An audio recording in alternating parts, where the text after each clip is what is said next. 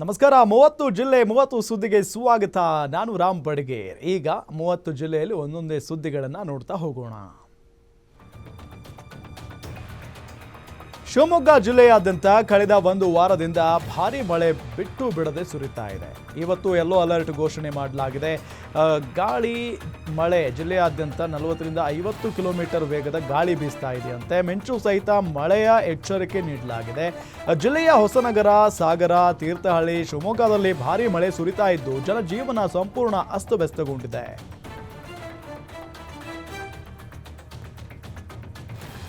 ಅಬ್ಬರದ ಮಳೆಗೆ ರಾಷ್ಟ್ರೀಯ ಹೆದ್ದಾರಿ 766 ಕೊಚ್ಚಿ ಹೋಗಿದೆ. ಇದರ ಪರಿಣಾಮ ಉತ್ತರ ಕನ್ನಡ ಜಿಲ್ಲೆಯ ಕುಮಟಾ ಶಿರಸಿ ಸಂಪರ್ಕ ಮಾರ್ಗ ಕಡಿತಗೊಂಡಿದೆ, ಕಟ್ಟಾಗಿದೆ. ಅಬ್ಬರದ ಮಳೆಯಿಂದ ಬೆಣ್ಣೆ ಹೊಳೆ ಹಳ್ಳದ ನೀರು ಹರಿದು ಹೆದ್ದಾರಿಯಲ್ಲಿ ಮಾಡಿದ್ದ ತಾತ್ಕಾಲಿಕ ರಸ್ತೆ ಸಂಪೂರ್ಣವಾಗಿ ನಾಶವಾಗಿ ಹೋಗಿದೆ. ಕಳೆದ ಒಂದು ವರ್ಷದಿಂದ ಕುಮಟಾ ಶಿರಸಿ ಹೆದ್ದಾರಿ ಕಾಮಗಾರಿ ನಡೀತಾ ಇತ್ತು. ಸೇತುವೆ ರಸ್ತೆ ನಿರ್ಮಾಣ ಹಿನ್ನೆಲೆಯಲ್ಲಿ ಕೆಳಭಾಗದಲ್ಲಿ ತಾತ್ಕಾಲಿಕ ರಸ್ತೆ ನಿರ್ಮಾಣ ಮಾಡಲಾಗಿತ್ತು. ಆದರೆ ಈಗ ತಾತ್ಕಾಲಿಕ ರಸ್ತೆಯು ಅಬ್ಬರದ ಮಳೆಗೆ ಕೊಚ್ಚಿ ಹೋಗಿ ಹೆದ್ದಾರಿ ಸಂಪರ್ಕ ಕಡಿತ ಆಗಿದೆ. ಸದ್ಯ ಶಿರಸಿಯಿಂದ ಕುಮಟಾ ಸಂಪರ್ಕಿಸುವ ಹೆದ್ದಾರಿ ಸಂಚಾರ ಸಂಪೂರ್ಣವಾಗಿ ಬಂದ್ ಮಾಡಲಾಗಿತ್ತು. ಸ್ಥಳಕ್ಕೆ ಶಾಸಕ ಭೀಮಣ್ಣ ಮತ್ತು ಅಧಿಕಾರಿಗಳು ಭೇಟಿ ನೀಡಿ ಪರಿಶೀಲನೆ ನಡೆಸಿದ್ದಾರೆ. ಕೊಡಗು ಜಿಲ್ಲೆಯಾದ್ಯಂತ ಕಳೆದ 2 ದಿನಗಳಿಂದ ಗಾಳಿ ಸಹಿತ ವ್ಯಾಪಕ ಮಳೆಯಾಗ್ತಾ ಇದೆ. ಜೀವನದಿ ಕಾವೇರಿಯ ಉಗಮ ಸ್ಥಾನ ತಲಕಾವೇರಿ ಮತ್ತು ಭಾಗಮಂಡಲದಲ್ಲಿ ನಿರಂತರವಾಗಿ ಮಳೆಯಾಗ್ತಾ ಇದೆ. ಮುಂಗಾರು ಕೇರಳ ಪ್ರವೇಶಿಸುವ ಮೊದಲೇ ಗಡಿ ಜಿಲ್ಲೆ ಕೊಡಗಿನಲ್ಲಿ ಮಳೆಗಾಲದ ವಾತಾವರಣ ಮನೆ ಮಾಡಿದೆ. ಕಳೆದ 24 ಗಂಟೆಗಳಲ್ಲಿ ತಲಕಾವೇರಿ ಮತ್ತು ಭಾಗಮಂಡಲದಲ್ಲಿ ದಾಖಲೆಯ 4 ಇಂಚು ಮಳೆಯಾಗಿದೆ. ಇಂದಿನ ದಿನಗಳಲ್ಲಿ ಅಥವಾ ಮುಂದಿನ ದಿನಗಳಲ್ಲಿ ಮಳೆ ಹೆಚ್ಚಾಗುವ ಕುರಿತು ಹವಾಮಾನ ಇಲಾಖೆ ಮುನ್ಸೂಚನೆ ನೀಡಿದ್ದು ಜಿಲ್ಲೆಯಲ್ಲಿ ರೆಡ್ ಅಲರ್ಟ್ ಘೋಷಣೆ ಮಾಡಲಾಗಿದೆ. ಪ್ರಾಬ್ಲಮ್ ಇರಲಿಲ್ಲ. ಬೆಳಿಗ್ಗೆ ಹೋಗುವಾಗಲೇ 5 ಕಂಬ ಬೆಟ್ಟಗೆರ್ಲಿ ಬಿದ್ದಿದ್ರಿಂದ ಬರುವಾಗ ಏನು ಪ್ರಾಬ್ಲಮ್ ಆಗಿದೆ.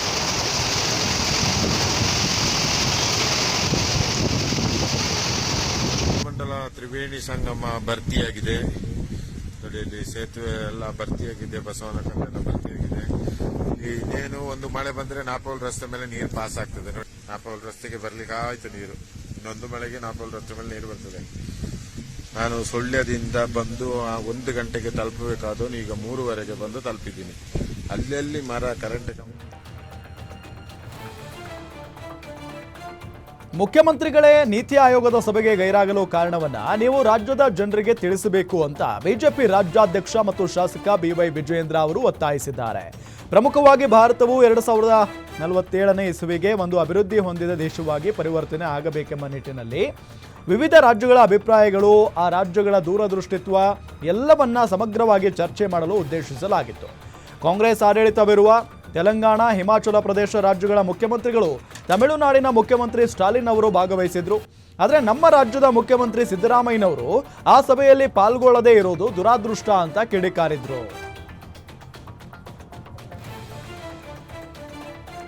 ಕೊರೋನಾ ವಿಚಾರದಲ್ಲಿ ಸರ್ಕಾರ ಅಲರ್ಟ್ ಇದೆ.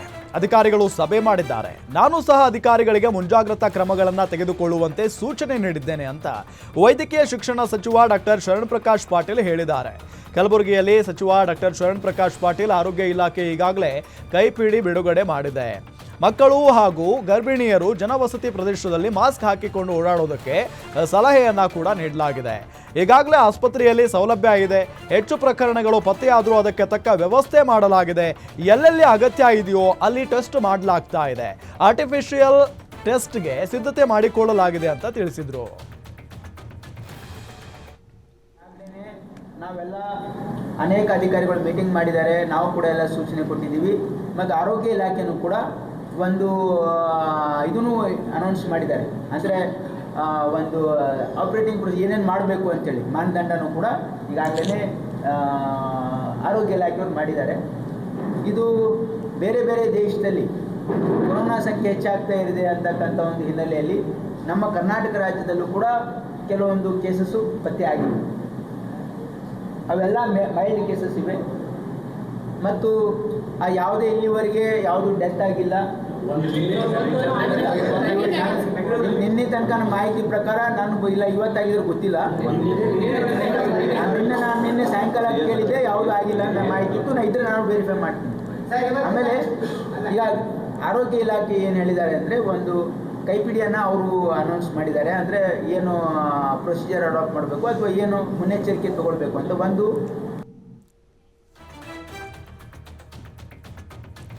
ಹಿಂದೂ ಕಾರ್ಯಕರ್ತ ರೌಡಿ ಶೀಟರ್ ಸುಹಾಸ್ ಶೆಟ್ಟಿ ಹತ್ಯೆ ಪ್ರಕರಣವನ್ನು ಎನ್ಐಎಗೆ ಒಪ್ಪಿಸುವುದಕ್ಕೆ ಹಿಂದೂ ಪರ ಸಂಘಟನೆಗಳು ಒತ್ತಾಯಿಸಿವೆ. ಎನ್ಐಎ ತನಿಖೆಗೆ ಆಗ್ರಹಿಸಿ ಮಂಗಳೂರಿನ ಬಜ್ಪೆಯಲ್ಲಿ ಬೃಹತ್ ಜನಾಗ್ರಹ ಸಭೆ ನಡೆಸಿದ್ರು. ಸುಹಾಸ್ ಶೆಟ್ಟಿ ಭಾವಚಿತ್ರಕ್ಕೆ ಪುಷ್ಪಾರ್ಚನೆ ಸಲ್ಲಿಸಿ ಹನುಮಾನ್ ಚಾಲಿಸಾ ಪಠನೆ ಮಾಡಿ ಜನಾಗ್ರಹ ಸಭೆಗೆ ಚಾಲನೆ ನೀಡಲಾಯಿತು. ಸುಹಾಸ್ ಶೆಟ್ಟಿ ತಂದೆ ತಾಯಿ ಶಾಸಕ ಉಮಾನಾಥ್ ಕೋಟ್ಯಾನ್, ವಿಎಚ್ಪಿ ಮುಖಂಡ ಶರಣ್ ಪಂಪ್ವೇಲ್, ಶ್ರೀಕಾಂತ್ ಶೆಟ್ಟಿ ಸೇರಿದಂತೆ ಅನೇಕರು ಭಾಗಿಯಾಗಿದ್ರು. ಮನೆ ಮುಂದೆ ಆಟ ಆಡ್ತಾ ಇದ್ದಂಥ ಬಾಲಕಿ ಮೇಲೆ ಬೀದಿ ನಾಯಿಗಳ ಹಿಂಡು ಭೀಕರವಾಗಿ ದಾಳಿ ಮಾಡಿವೆ. ಪರಿಣಾಮ ಚಿಕಿತ್ಸೆ ಫಲಕಾರಿಯಾಗದೆ ಬಾಲಕಿ ಆಸ್ಪತ್ರೆಯಲ್ಲಿ ಸಾವನ್ನಪ್ಪಿರುವಂತಹ ಹೃದಯ ವಿದ್ರಾವಕ ಘಟನೆ ತುಮಕೂರಿನ ತಿಪಟೂರು ಅಯ್ಯನಬಾವಿ ಬೋವಿ ಕಾಲೋನಿಯಲ್ಲಿ ನಡೆದಿದೆ. ಅಯ್ಯನಬಾವಿ ಗ್ರಾಮದ ನಿವಾಸಿ ಮಹಾಲಿಂಗಯ್ಯನವರ 6 ವರ್ಷದ ಪುತ್ರಿ ಬೀದಿ ನಾಯಿಗಳ ದಾಳಿಗೆ ಬಲಿಯಾದ ಬಾಲಕಿ. ಇವತ್ತು ಮಧ್ಯಾಹ್ನ 4 ಗಂಟೆ ಸಮಯದಲ್ಲಿ ಗ್ರಾಮದ ತಮ್ಮ ಮನೆ ಮುಂದೆ ಆಟವಾಡುತ್ತಿದ್ದ ಬಾಲಕಿ ಮೇಲೆ ಬೀದಿ ನಾಯಿಗಳ ಹಿಂಡು ದಾಳಿ ನಡೆಸಿದೆ. ಬಾಲಕಿಯ ತಲೆ, ಹೊಟ್ಟೆ, ಕೈ ಮತ್ತು ಕಾಲುಗಳಿಗೆ ನಾಯಿಗಳು ಕಚ್ಚಿ ತಿಂದಿವೆ. ಇದರಿಂದ ರಕ್ತದ ಮಡುವಿನಲ್ಲಿ ಬಿದ್ದು ಚೀರಾಡುತ್ತಿದ್ದ ಬಾಲಕಿಯನ್ನ ಕಂಡ ಸಾರ್ವಜನಿಕರು ನಾಯಿ ಹಿಂಡನ್ನ ಓಡಿಸಿ ಬಾಲಕಿಯನ್ನ ತಕ್ಷಣ ತಿಪಟೂರು ಸಾರ್ವಜನಿಕ ಆಸ್ಪತ್ರೆಗೆ ದಾಖಲಿಸಿದ್ರು. ಮಗು ತೀವ್ರವಾಗಿ ಗಾಯಗೊಂಡಿದ್ರಿಂದ ಹೆಚ್ಚಿನ ಚಿಕಿತ್ಸೆಗಾಗಿ ಹಾಸನ ಆಸ್ಪತ್ರೆಗೆ ಸಾಗಿಸಲಾಗಿತ್ತು. ಆದರೆ ಅಲ್ಲಿಯೂ ಚಿಕಿತ್ಸೆ ಫಲಕಾರಿಯಾಗದೆ ಬಾಲಕಿ ಸಾವನ್ನಪ್ಪಿದ್ದಾಳೆ. ತಾಲೂಕಿನಲ್ಲಿ ಬೀದಿ ನಾಯಿಗಳ ಹಾವಳಿ ಜಾಸ್ತಿ ಆಗಿದೆ. ನಾಯಿಗಳ ಹಾವಳಿಗೆ ಕಡಿವಾಣ ಹಾಕಬೇಕು ಅಂತ ಒತ್ತಾಯಿಸಿದ್ರು. ತಾಲೂಕು ಆಡಳಿತ ನಿರ್ಲಕ್ಷ್ಯ ವಹಿಸಿದೆ ಅಂತ ಸಾರ್ವಜನಿಕರು ಆಕ್ರೋಶ ವ್ಯಕ್ತಪಡಿಸಿದ್ದಾರೆ. ಆಂಜನೇಯ ದೇಗುಲದ ಗರುಡ ಸ್ತಂಭ ಪ್ರತಿಷ್ಠಾಪನೆ ವೇಳೆ ಭಾರಿ ದುರಂತ ತಪ್ಪಿದೆ. ಕ್ರೇನ್ ಮುಖೇನ ಗರುಡ ಸ್ತಂಭ ಪ್ರತಿಷ್ಠಾಪನೆ ವೇಳೆ ಏಕಶಿಲಾ ಗರುಡ ಸ್ತಂಭ ಮುರಿದು ಬಿದ್ದಿದೆ. ರಾಯಚೂರು ತಾಲೂಕಿನ ಬಿಜ್ಜನಗೇರ ಗ್ರಾಮದಲ್ಲಿ ಘಟನೆ ಆಗಿದ್ದು, ಇಂದು ಬೆಳಗ್ಗೆ ಗ್ರಾಮದಲ್ಲಿ ಪ್ರತಿಷ್ಠಾನ ಕಾರ್ಯಕ್ರಮ ನಡೀತಾ ಇತ್ತು. 250 ಟನ್ ತೂಕದ 5 ಅಡಿ ಎತ್ತರದ ಗರುಡ ಸ್ತಂಭ ಮುರಿದು ಬಿದ್ದ ಪರಿಣಾಮ ಜನ ದಿಕ್ಕಾಪಾಲಾಗಿ ಓಡಿದ್ರು. ಕಾರ್ಯಕ್ರಮದಲ್ಲಿ ಬಿಜೆಪಿ ಶಾಸಕ ಶಿವರಾಜ್ ಪಾಟೀಲ್ ಹಾಗೂ ಕಾಂಗ್ರೆಸ್ ಮುಖಂಡರು ಭಾಗಿಯಾಗಿದ್ರು.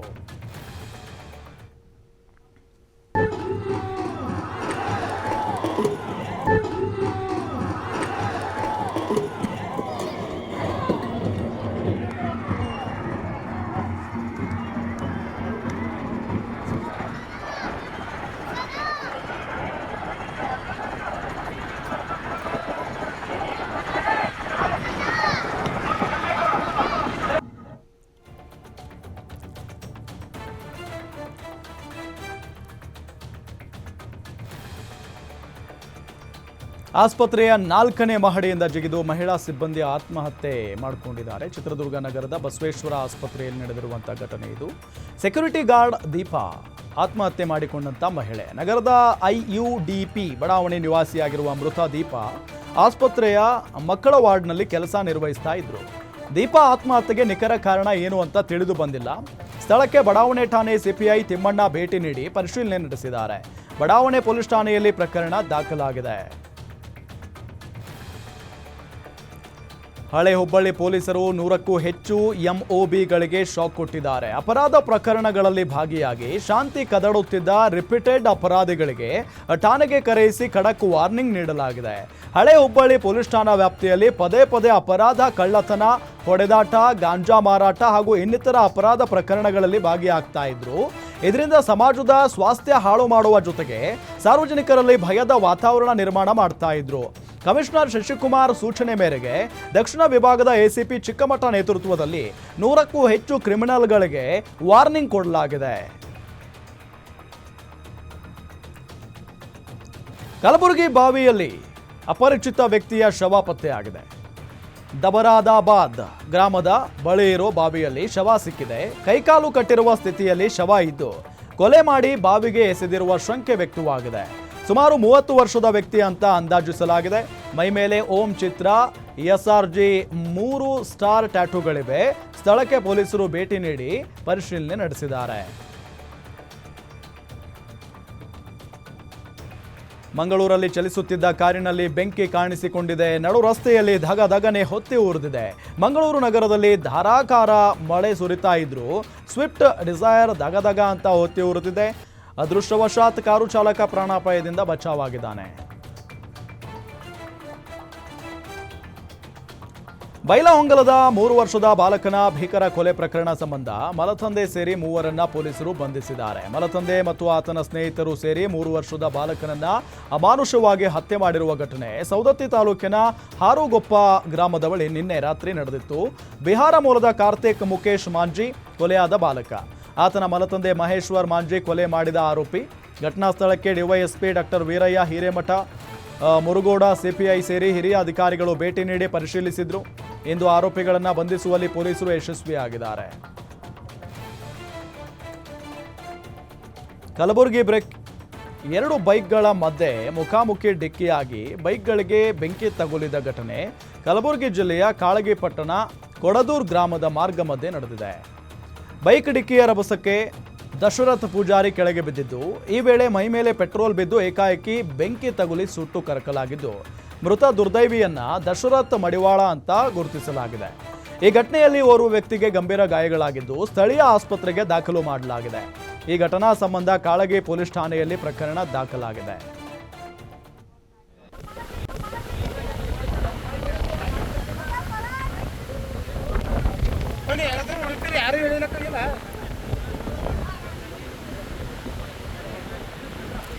ಗಾಡಿ ಎರಡು ರನ್ನಿಂಗ್ ಇದ್ದಂಗ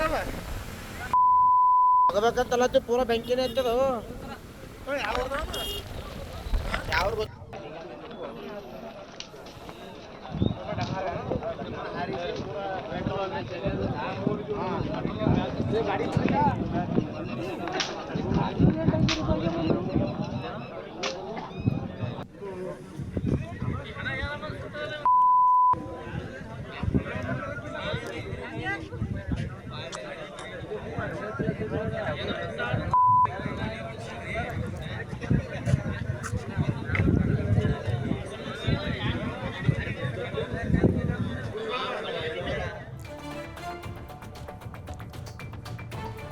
ವೈದ್ಯಾಧಿಕಾರಿಗಳ ವಸತಿ ಗೃಹಗಳು ಕೊಡುಕರ ತಾಣಗಳಾಗಿ ಮಾರ್ಪಟ್ಟಿರುವ ಘಟನೆ ಚಿಕ್ಕಬಳ್ಳಾಪುರ ಜಿಲ್ಲೆಯ ಶಿಡ್ಲಘಟ್ಟ ತಾಲೂಕಿನ ಕೆ ಮುತ್ತದಕಹಳ್ಳಿ ಗ್ರಾಮದಲ್ಲಿ ನಡೆದಿದೆ. ದೂರದ ಊರುಗಳಿಂದ ಪ್ರಯಾಣ ಮಾಡಲು ತೊಂದರೆ ಆಗಬಹುದು ಎಂಬ ಉದ್ದೇಶದಿಂದ ವೈದ್ಯರ ಉಪಯೋಗಕ್ಕಾಗಿಯೇ ಲಕ್ಷಾಂತರ ರೂಪಾಯಿ ಖರ್ಚು ಮಾಡಿ ನಿರ್ಮಿಸಿರುವ ವೈದ್ಯಾಧಿಕಾರಿಗಳ ವಸತಿ ಗೃಹಗಳು ಕುಡುಕರ ತಾಣಗಳಾಗಿ ಮಾರ್ಪಟ್ಟಿವೆ. ಗ್ರಾಮದಲ್ಲಿ ಪ್ರಾಥಮಿಕ ಆರೋಗ್ಯ ಕೇಂದ್ರ ಇದ್ದು ಶಿಡ್ಲಘಟ್ಟ ನಗರದಿಂದ ಪ್ರಯಾಣ ಮಾಡಲು ಸಮಯ ಹಾಗೂ ವಾಹನಗಳ ಅನುಕೂಲ ಇಲ್ಲದ ಕಾರಣ ಆಸ್ಪತ್ರೆಯ ಆವರಣದಲ್ಲೇ ಲಕ್ಷಾಂತರ ರೂಪಾಯಿ ಖರ್ಚು ಮಾಡಿ ವಸತಿ ಗೃಹಗಳು ನಿರ್ಮಾಣ ಮಾಡಿದ್ದು, ಒಬ್ಬ ವೈದ್ಯಾಧಿಕಾರಿಯು ವಸತಿ ಗೃಹಗಳಲ್ಲಿ ಉಳಿದುಕೊಳ್ಳದೆ ಅನೈತಿಕ ಮತ್ತು ಕುಡುಕರ ತಾಣಗಳಾಗಿವೆ. ಇನ್ನಾದರೂ ಮೇಲಾಧಿಕಾರಿಗಳು ಎಚ್ಚೆತ್ತುಕೊಂಡು ವಸತಿ ಗೃಹಗಳು ಉಪಯೋಗ ಬರುವಂತೆ ಮಾಡಬೇಕು ಅಂತ ಗ್ರಾಮಸ್ಥರು ಆಗ್ರಹಿಸಿದ್ದಾರೆ. ರಾಜ್ಯದಲ್ಲಿ ಮತ್ತೆ ಕೊರೋನಾ ವೈರಸ್ ಆತಂಕ ಶುರುವಾಗಿದೆ. ಈ ಮಧ್ಯೆ ಮೇ 29ರಿಂದ ಶಾಲಾ ಕಾಲೇಜುಗಳು ಪುನರಾರಂಭ ಆಗ್ತಾ ಇದೆ. ಈ ಹಿನ್ನೆಲೆಯಲ್ಲಿ ಎಚ್ಚೆತ್ತುಕೊಂಡಿರೋ ಖಾಸಗಿ ಶಾಲೆಗಳ ಒಕ್ಕೂಟ ನೋಟಿಸ್ ಮುಖೇನ ಮಕ್ಕಳಿಗೆ ಮಾಸ್ಕ್ ಧರಿಸಿ ಶಾಲೆಗೆ ಕಳುಹಿಸುವಂತೆ ಪೋಷಕರಿಗೆ ಸೂಚನೆ ನೀಡಲಾಗಿದೆ. ಮಕ್ಕಳ ಆರೋಗ್ಯದಲ್ಲಿ ಏರುಪೇರಾದಲ್ಲಿ ಟೆಸ್ಟ್ ಮಾಡಿಸುವಂತೆಯೂ ಕೂಡ ಸೂಚನೆ ನೀಡಲಾಗಿದೆ. ಈ ಬಗ್ಗೆ ಮಾಹಿತಿ ನೀಡಿರೋ ಖಾಸಗಿ ಶಾಲಾ ಒಕ್ಕೂಟಗಳ ಅಧ್ಯಕ್ಷ ಶಶಿಕುಮಾರ್, ಪೋಷಕರಿಗೆ ಕೋವಿಡ್ ಮಾರ್ಗಸೂಚಿಗಳನ್ನು ಪಾಲಿಸಲು ಸೂಚನೆ ಕೊಟ್ಟಿದ್ದೇವೆ ಅಂತ ತಿಳಿಸಿದ್ದಾರೆ. ಅಷ್ಟೇ ಕೋವಿಡ್ ಪತ್ತೆ ಆಗ್ತಾ ಇರೋ ಹಿನ್ನೆಲೆಯಲ್ಲಿ ಶಾಲಾ ಕಾಲೇಜುಗಳು ಪುನಃ ಪ್ರಾರಂಭ ಆಗುತ್ತೆ. 29ನೇ ತಾರೀಕಿಂದ ರಾಜ್ಯಾದ್ಯಂತ ಶಿಕ್ಷಣ ಸಂಸ್ಥೆಗಳು ಪ್ರಾರಂಭ ಆಗೋ ಹಿನ್ನೆಲೆಯಲ್ಲಿ ಯಾರೂ ಕೂಡ ಆತಂಕಕ್ಕೆ ಒಳಗಾಗೋದು ಬೇಡ. ಆದರೆ ಮುನ್ನೆಚ್ಚರಿಕೆ ಕ್ರಮ ಏನೇನು SOP ಇದೆ, ಸ್ಟ್ಯಾಂಡರ್ಡ್ ಆಪರೇಟಿಂಗ್ ಪ್ರೊಸೀಜರ್ಸ್, ಅದನ್ನು ತಪ್ಪದೇ ಪಾಲಿಸಬೇಕು. ಈಗಾಗಲೇ ನಮ್ಮ ಸದಸ್ಯ ಶಾಲೆಗಳಿಗೆ ಒಂದು ಮನವಿ ಮಾಡಿದ್ದೇವೆ, ಜಾಗೃತಿಯನ್ನು ತೆಗೆದುಕೊಳ್ಳಿ. ಯಾವುದೇ ಮಕ್ಕಳಿಗೆ ಜ್ವರ ಅಥವಾ ಕೆಮ್ಮು ನೆಗಡಿ ಕಂಡು ಬಂದಲ್ಲಿ ಅವರನ್ನ ಐಸೋಲೇಟ್ ಮಾಡೋದು, ಮತ್ತು ಪಾಲಕ ಪೋಷಕರಿಗೂ ಕೂಡ ಅಷ್ಟೇ ಜವಾಬ್ದಾರಿ ಇರುತ್ತೆ. ತಮ್ಮ ಮನೆಯಲ್ಲಿ ಇಂಥ ಯಾವುದೇ ಸಿಂಪ್ಟಮ್ಸ್ ಬಂದರೂ ಕೂಡ ಅವರನ್ನ ಶಾಲೆಗೆ ಕಳಿಸಬಾರ್ದು. ಸಾಮಾಜಿಕ ಅಂತರವನ್ನು ಕಾಯ್ದುಕೊಳ್ಳುವಂಥ ಒಂದು ವ್ಯವಸ್ಥೆ ಇದೀಗ ಏನು ಅನಿವಾರ್ಯತೆ ಇಲ್ಲ. ಆದರೂ ಕೂಡ ಮುನ್ನೆಚ್ಚರಿಕೆ ಕ್ರಮದಲ್ಲಿ ಹೈಜಿನಿಕ್ ಮೆಷರ್ಸನ್ನು ಕಾಪಾಡ್ತಕ್ಕಂಥ ಮುಸುಕುದಾರಿ ಕಳ್ಳರು ನಡು ರಸ್ತೆಯಲ್ಲಿ ಬಿಂದಾಸಾಗಿ ಓಡಾಡಿ ಸರಣಿ ಮನೆಗಳತನ ನಡೆಸಿರೋ ಘಟನೆ ಬಾಗಲಕೋಟೆ ಜಿಲ್ಲೆ ಬಾದಾಮಿ ತಾಲೂಕಿನ ಕುಳಗೇರಿ ಗ್ರಾಮದಲ್ಲಿ ನಡೆದಿದೆ. ರಾತ್ರಿ ವೇಳೆ 4 ಜನ ಮುಸುಕುದಾರಿಗಳು ಕೈಯಲ್ಲಿ ಟಾರ್ಚ್ ಹಿಡಿದು ಬೀಗ ಹಾಕಿರೋ ಮನೆಗಳನ್ನು ಪರಿಶೀಲಿಸಿದ್ದಾರೆ. ನಂತರ ಬೀಗ ಹಾಕದ ಬಡಿಗೇರ್ ಮತ್ತು ಜಕಾತಿ ಎಂಬುವವರ ಮನೆಗೆ ನುಗ್ಗಿ 3 ಲಕ್ಷ ನಗದು ಸೇರಿ 3 ತೊಲ ಬಂಗಾರದ ಆಭರಣ ಕದ್ದೊಯ್ದಿದ್ದಾರೆ. ಇತ್ತ ಕಳ್ಳರ ಚಲನವಲನ ಸಿಸಿಟಿವಿಯಲ್ಲಿ ಸೆರೆಯಾಗಿದ್ದು ಮುಸುಕುದಾರಿ ಕಳ್ಳರ ಓಡಾಟ ಕಂಡು ಬಡಾವಣೆಗಳ ಜನ ಆತಂಕಗೊಂಡಿದ್ದಾರೆ. ಇನ್ನೊಂದು ಕಡೆ ಕುಳಗೇರಿ ಪೊಲೀಸ್ ಠಾಣೆಯಲ್ಲಿ ಸಿಬ್ಬಂದಿ ಕೊರತೆ ಇದ್ದು ಸಿಬ್ಬಂದಿ ನೇಮಕ ಮಾಡಿ ರಕ್ಷಣೆ ನೀಡುವಂತಾಗಬೇಕು ಅಂತ ಸ್ಥಳೀಯರು ಆಗ್ರಹಿಸಿದ್ದಾರೆ. ಬಳ್ಳಾರಿಯಲ್ಲಿ ಕೋವಿಡ್ ಪ್ರಕರಣ ದೃಢಪಟ್ಟ ಹಿನ್ನೆಲೆ ಗಡಿಯಲ್ಲಿ ಕಟ್ಟೆಚ್ಚರ ವಹಿಸಲಾಗಿದೆ. ಆಂಧ್ರ ಪ್ರದೇಶದಿಂದ ಬರುವ ಜನರ ಮೇಲೆ ಹೆಚ್ಚಿನ ನಿಗಾ ವಹಿಸಲಾಗ್ತಿದೆ. ಜಿಂದಾಲ್ ಕಂಪನಿಗೆ ಬರುವ ವಿದೇಶಿ ಉದ್ಯಮಿಗಳ ಮೇಲೆಯೂ ಕಣ್ಗಾವಲು ಇರಿಸಲಾಗಿದೆ. ಅಲ್ಲದೆ ಜಿಂದಾಲ್ ಕಂಪನಿಯಲ್ಲಿ ಅಗತ್ಯ ಕ್ರಮ ಕೈಗೊಳ್ಳಲು ಸೂಚನೆ ನೀಡಲಾಗಿದೆ. ಅವಳಿ ಜಿಲ್ಲೆಗಳಾದ ವಿಜಯನಗರ, ಬಳ್ಳಾರಿಯ ಕೈಗಾರಿಕೆಗಳಲ್ಲಿ ಕಟ್ಟೆಚ್ಚರ ವಹಿಸಲು ಸೂಚಿಸಲಾಗಿದೆ. ಸುಮಾರು 3 ವರ್ಷಗಳ ನಂತರ ಬಳ್ಳಾರಿಯಲ್ಲಿ ಕೋವಿಡ್ ಹೊಸ ಪ್ರಕರಣ ವರದಿಯಾಗಿದ್ದು ಜಿಲ್ಲೆಯ ಜನರಲ್ಲಿ ಆತಂಕ ಮನೆ ಮಾಡಿದೆ. ಮದ್ದನಹಳ್ಳಿ ಅರಣ್ಯದ ನಾಲೆ ಬಳಿ ಹುಲಿ ಮೃತದೇಹ ಪತ್ತೆಯಾಗಿದೆ. ವಾರದ ಹಿಂದೆ ಈ ಭಾಗದ ಅರಣ್ಯದಲ್ಲಿ ಹಸುವೊಂದನ್ನ ಇದೇ ಹುಲಿ ಕೊಂದು ಹಾಕಿತ್ತು. ವೆಂಕಟೇಶ್ವರ್ಗೆ ಸೇರಿದ ಹಸುವನ್ನ ಕೊಂದು ತಿಂದಿತ್ತು. ಇನ್ನು ಹುಲಿ ಸಾವಿನ ಬಗ್ಗೆ ಹಲವು ಅನುಮಾನ ಹುಟ್ಟಿದೆ. ಹುಲಿ ಶವದ ಬಳಿ ರಕ್ತ ಮಿಶ್ರಿತ ಹುಲಿ ಮಲ ಪತ್ತೆಯಾಗಿದೆ. ಹಿಂಗಾಲಿಗೆ ಗಾಯವಾಗಿರುವ ಸ್ಥಿತಿಯಲ್ಲಿ ಹುಲಿ ಶವ ಪತ್ತೆಯಾಗಿದೆ. ಸ್ಥಳಕ್ಕೆ ನಾಗರಹೊಳೆ ಉದ್ಯಾನದ ನಿರ್ದೇಶಕಿ PA ಸೀಮಾ, RFO ಸುಬ್ರಹ್ಮಣಿ ಭೇಟಿ ನೀಡಿ ಪರಿಶೀಲಿಸಿದ್ದಾರೆ.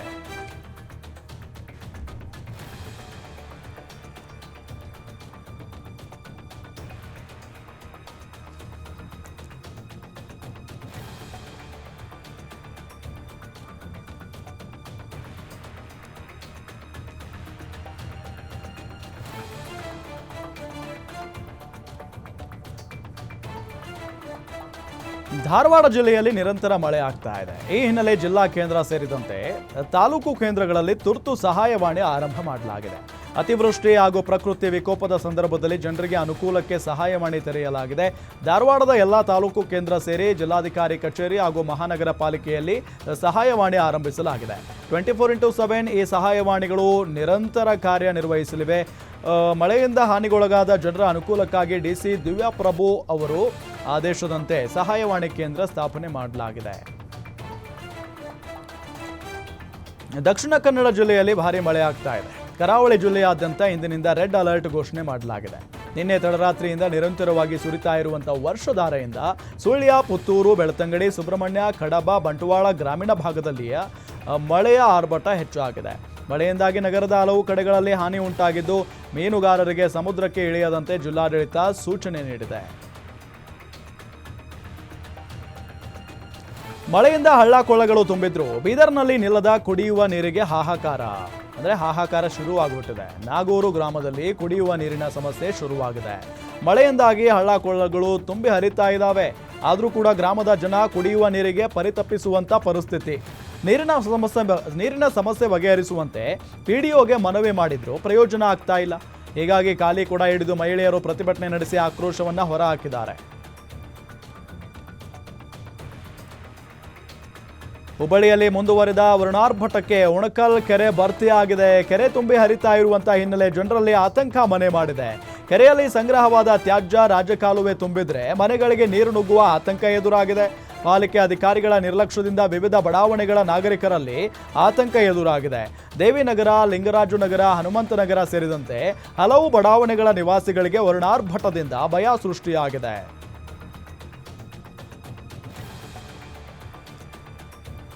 ಚಲಿಸುತ್ತಿದ್ದ ಕಾರಿನ ಮೇಲೆ ಮರ ಬಿದ್ದಿದ್ದು ಕಾರಿನಲ್ಲಿದ್ದ 4ವರಿಗೆ ಗಾಯಗಳಾಗಿದೆ. ಕಡಬ ಸಮೀಪದ ನೂಜಿಬಾಳ್ದಿಲ ಬಳಿ ಘಟನೆ ನಡೆದಿದೆ. ಕಾರು ಕುಕ್ಕೆ ಸುಬ್ರಹ್ಮಣ್ಯದಿಂದ ಧರ್ಮಸ್ಥಳಕ್ಕೆ ಹೋಗ್ತಾ ಇದ್ದಂತಹ ಸಂದರ್ಭದಲ್ಲಿ ಅಪಘಾತ ನಡೆದಿದೆ.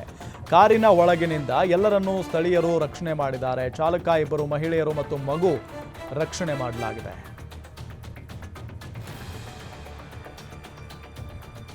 ಬಳ್ಳಾರಿ ನಗರದ ರಸ್ತೆಯಲ್ಲಿ ಗುಂಡಿಗಳದ್ದೇ ದರ್ಬಾರ್ ಆಗ್ಬಿಟ್ಟಿದೆ. ಪ್ರಾಣ ಕೈಯಲ್ಲಿ ಹಿಡಿದು ವಾಹನ ಸವಾರರು ಓಡಾಡುವಂತಹ ಪರಿಸ್ಥಿತಿ ನಿರ್ಮಾಣ ಆಗಿದೆ. ಬಳ್ಳಾರಿ ನಗರದಲ್ಲಿನ ರಸ್ತೆಗಳಲ್ಲಿ ಸಾಲು ಗುಂಡಿಗಳೇ ತುಂಬಿದೆ. Moti circle, Sangam circle, royal circle, SP ಸರ್ಕಲ್ನಲ್ಲಿ ರಸ್ತೆಗಳಲ್ಲಿ ಹೆಚ್ಚೆಚ್ಚು ಗುಂಡಿಗಳೇ ತುಂಬಿವೆ. ರಸ್ತೆಯಲ್ಲಿನ ಗುಂಡಿಗಳನ್ನು ಮುಚ್ಚುವಲ್ಲಿ ಬಳ್ಳಾರಿ ಮಹಾನಗರ ಪಾಲಿಕೆ ವಿಫಲವಾಗಿದೆ ಅಂತ ಸ್ಥಳೀಯರು ಆಕ್ರೋಶ ಹೊರಹಾಕ್ತಿದ್ದಾರೆ. ಸಿದ್ದಾರೂಢರ ಮಠದ ಆವರಣದಲ್ಲಿ ಯುವಕರಿಬ್ಬರ ಹೊಡೆದಾಟ, ಆರೋಪಿಗಳ ಪತ್ತೆಗೆ ಖಾಕಿ ಪಡೆ ಮುಂದಾಗಿದೆ. ಹುಬ್ಬಳ್ಳಿಯ ಸಿದ್ದಾರೂಢರ ಮಠದ ಬಳಿಯಲ್ಲಿ ಕ್ಷುಲ್ಲಕ ವಿಚಾರಕ್ಕೆ ಯುವಕರಿಬ್ಬರು ಸಾರ್ವಜನಿಕರ ಮುಂದೆನೇ ಪರಸ್ಪರ ಹೊಡೆದಾಡಿಕೊಂಡಿದ್ದಾರೆ. ಇವತ್ತು ಸಾಯಂಕಾಲ ಮಠದ ಆವರಣದಲ್ಲಿ ನಡೆದಿದೆ ಈ ಘಟನೆ. ಸಾಯಂಕಾಲ ಏಕಾಏಕಿಯಾಗಿ ಮಠದ ಆವರಣದಲ್ಲಿ ಅವಾಚ್ಯವಾಗಿ ನಿಂದನೆ ಮಾಡಿಕೊಳ್ಳುತ್ತಾ ಪರಸ್ಪರ ಹೊಡೆದಾಡಿಕೊಂಡಿದ್ದಾರೆ. ಅಲ್ಲೇ ಇದ್ದಂಥ ಸ್ಥಳೀಯರು ಇಬ್ಬರು ಯುವಕರನ್ನ ಸಮಾಧಾನ ಮಾಡೋದಕ್ಕೆ ಪ್ರಯತ್ನ ಪಟ್ಟಿದ್ದಾರೆ. ಆದರೂ ಕೂಡ ಯುವಕರು ಮತ್ತೆ ಗಲಾಟೆ ಮಾಡಿಕೊಂಡಿದ್ದಾರೆ.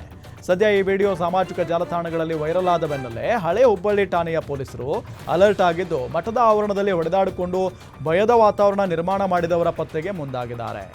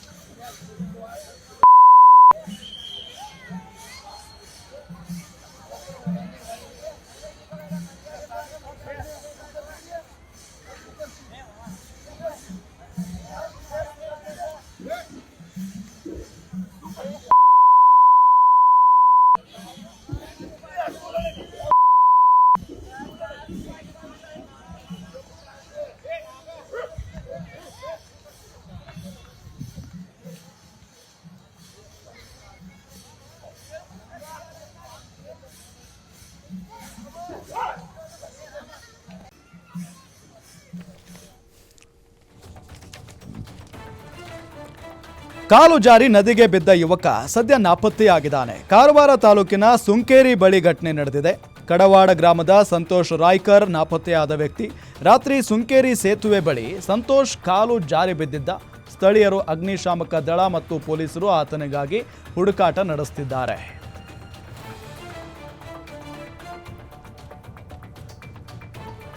ಆಕಸ್ಮಿಕವಾಗಿ ಬೃಹತ್ ಮರವೊಂದು ವಿದ್ಯುತ್ ವೈರ್ ಮೇಲೆ ಬಿದ್ದ ಪರಿಣಾಮ ವಿದ್ಯುತ್ ಕಂಬ ನೆಲಕ್ಕುರುಳಿ ಆತಂಕ ಸೃಷ್ಟಿಸಿದೆ. ವಿಜಯಪುರ ಜಿಲ್ಲೆಯ ಬಸವನ ಬಾಗೇವಾಡಿ ಪ್ರವಾಸಿ ಮಂದಿರದಲ್ಲಿ ಬೃಹತ್ ಮರ ಒಂದು ಏಕಾಏಕಿ ನೆಲಕ್ಕೆ ಬಿದ್ದಿದೆ. ವಿದ್ಯುತ್ ಸರ್ವಿಸ್ ವೈರ್ ಮೇಲೆ ಮರ ಬಿದ್ದಿರುವ ಪರಿಣಾಮ ಪಕ್ಕದ ವಿದ್ಯುತ್ ಕಂಬ ನೆಲಕ್ಕೆ ಉರುಳಿದ್ದು ಯಾವುದೇ ಮಳೆ ಗಾಳಿ ಇಲ್ಲದೆ ಅವಘಡ ಸಂಭವಿಸಿದ್ದು ಸಾರ್ವಜನಿಕರಲ್ಲಿ ಆತಂಕ ಉಂಟು ಮಾಡಿದೆ. ನಂತರ ಎಸ್ಕಾಂ ಇಲಾಖೆಯ ಅಧಿಕಾರಿಗಳು ಮುಂಜಾಗ್ರತಾ ಕ್ರಮವಾಗಿ ವಿದ್ಯುತ್ ಕಡಿತಗೊಳಿಸಿದ್ದಾರೆ. ಅದೃಷ್ಟವಶಾತ್ ಯಾವುದೇ ಪ್ರಾಣಾಪಾಯ ಸಂಭವಿಸಿಲ್ಲ. ಬಸವನ ಬಾಗೇವಾಡಿ ಪೊಲೀಸ್ ಠಾಣಾ ವ್ಯಾಪ್ತಿಯಲ್ಲಿ ಘಟನೆ ಸಂಭವಿಸಿದೆ. ಕಾಫಿನಾಡಲ್ಲಿ ರೋಹಿಣಿ ಮಳೆಯ ರಣಾರ್ಭಟ ಜೋರಾಗಿದ್ದು ಜಿಲ್ಲೆಯ ಮೂಡಿಗೆರೆ ತಾಲೂಕಿನ ಬಣಕಲ್ ಬಳಿ ಮಳೆಯಿಂದ ಕಂಟ್ರೋಲ್ ತಪ್ಪಿ ಹೇಮಾವತಿ ನದಿಗೆ ಕಾರು ಉರುಳಿ ಬಿದ್ದಿದೆ. ಒಂದು ಕಾರನ್ನ ಎತ್ತುವಷ್ಟರಲ್ಲಿ ಇನ್ನೊಂದು ಕಾರು ನದಿಗೆ ಉರುಳಿದೆ. ಬಣಕಲ್ನ ಒಂದೇ ಜಾಗದಲ್ಲಿ 2 ಕಾರುಗಳು ಬಿದ್ದಿದ್ದು ಅದೃಷ್ಟವಶಾತ್ ಯಾವುದೇ ಪ್ರಾಣಾಪಾಯ ಸಂಭವಿಸಿಲ್ಲ.